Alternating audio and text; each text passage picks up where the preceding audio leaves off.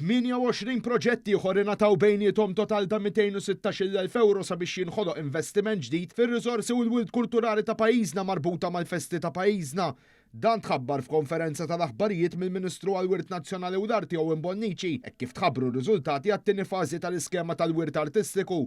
L-ewwel fażi tal-iskema rat total ta' 850,000 euro mogħtija f'fondi Brisq il-Festi f'Malta. Bekk l-ammont ta' għajnuna l-festi din is-sena qabżet il-1,000,000 euro favur il-festi lokali fejn kollox gawdew aktar minn 110 qdiet f'sena waħda. F'diskors il-Ministru Bonnici sostna li matul is-snin pajjiżna ra żieda f'investiment tal-Gvern fil-qasam kreattiv li hu mmexxi mill-prinċipji tas-sostenibilità u l-inklusività li jiffurmaw il-bażi tal-arti. Din is-sena b'kollox inkunu tajna iktar minn 1,000,000 euro għal festi Maltin fejn qed nagħtu iktar minn 1,000,000 euro lil kulħadd. Ġifieri l-entitajiet kollha marbuta mal-festa rajtuhom illum minn diversi postijiet f'Malta u Għawdex kollha benefikaw kull min resaq il-qudiem minn għajnuna biex dawn il-festi komplu jittellaw li hemm sabiħ ukoll li aħna ħadna parir tagħhom stess ta' dawn in-nies involuti fil-festi biex l-iskema noħorġuha darbtejn. U aħna din nagħtu din l-għajnuna kollha li hija rekord qatt ma niftakar li l-Gvern Malti qatta iktar minn 1,000,000 euro lil festi Maltin. Però aħna kburin